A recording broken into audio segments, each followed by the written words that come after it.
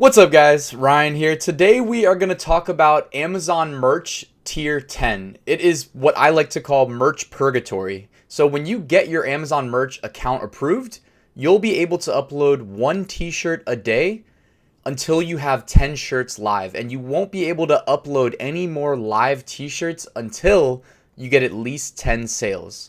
Now this is particularly brutal because there's nothing that sets your t-shirts apart from everybody else's. Like if you got into Amazon merch tomorrow, you'll be able to upload 10 t-shirts and they'll be mixed right in next to my 4,800 or whatever I'm at right now. And I have a maximum upload of 8,000. So, the more people they let in and the more people upload, the more saturated it gets. That's why niching down becomes extremely important. So let me tell you guys how I got my first account out of the 10 tier. So initially when I got approved, I didn't take the opportunity seriously, and I probably waited an extra few weeks before I really realized what I was sitting on, this potential gold mine that Amazon merch presents. I started uploading t-shirts. I would do my one a day, wasn't hard at all, until I maxed out at 10. I was, sales come really slow, even back in 2017 when I was doing this. But whenever I got a sale, I would double down on that niche. So if I got a sale on, I remember my best selling shirt while I was in the 10 tier was just a quote from a popular TV show. There wasn't any of them on Amazon, so I threw this up completely blind. I mean, again, the TV show was popular. I didn't mention the TV show's name in the listing. It was just a funny quote.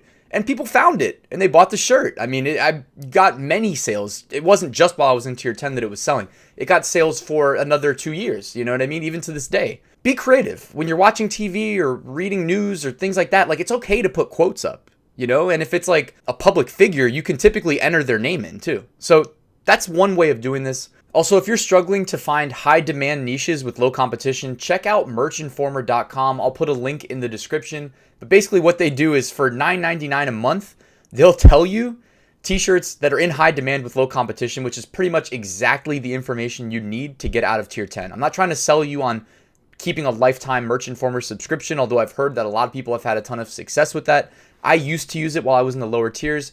And then when you're in the higher tiers, to me, it's like you can just design anything and everything. You know what I mean? Because you have so many slots available. So I was less reliant on Merch Informer. However, again, I've heard plenty of success stories of people that use it all the time. So check that out. It's in the description.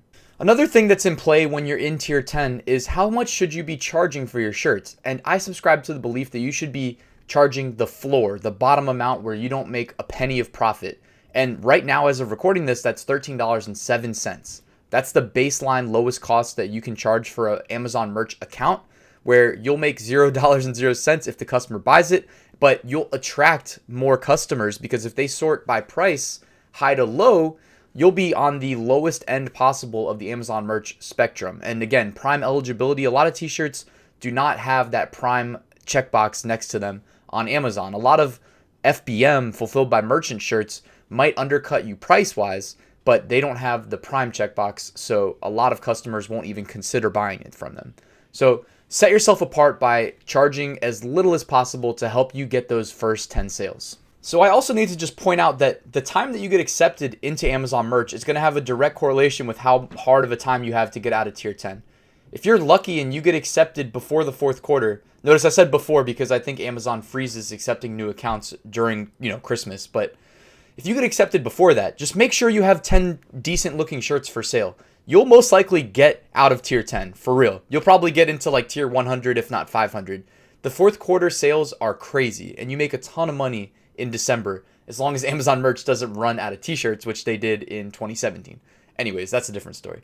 Now, the reason I included a picture of this Google Trends search for funny t-shirt was to illustrate that there are serious spikes, there are ebbs and flows when it comes to consumers looking to buy t-shirts.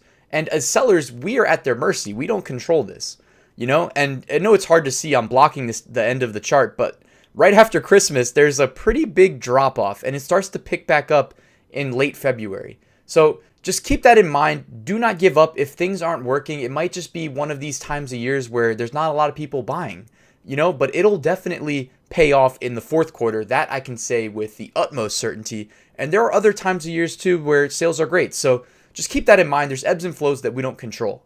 So I also have to mention the easiest guarantee way out of tier 10, and that is to buy your own t-shirts.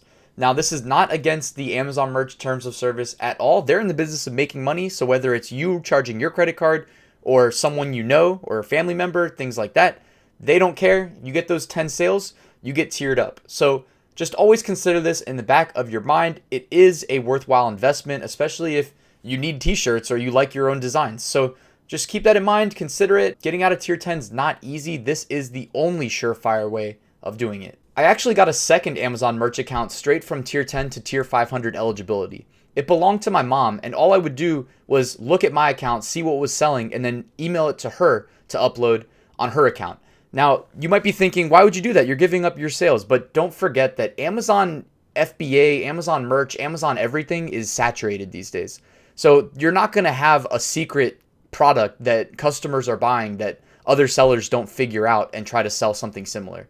So keeping that in mind, it's okay to multi-upload your own products or have a design and upload it to a second account. There's absolutely nothing wrong with that. And this is actually evidence of that because my mom had the same designs uploaded that I did, yet she had a shirt go and catch fire and sell almost 100 units over the course of October. Because as you can tell, this design is catering towards people that like the show Game of Thrones and people that need a Halloween t-shirt. Now, of course, I'm going to state the obvious. We didn't put Game of Thrones anywhere in the listing, the title, the description.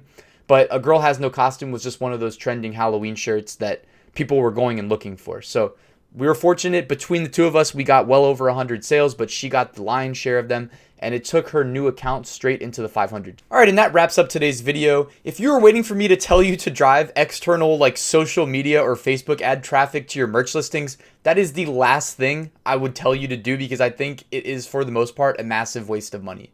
Even when I had shirts that were absolutely crushing it on merch, I experimented with Facebook ads and it literally never worked out. Now, I'm not a Facebook ad expert, but I just do not think that is a good use of your time or your money. I think you should remember that Amazon is the largest e-commerce website in the world with plenty of traffic.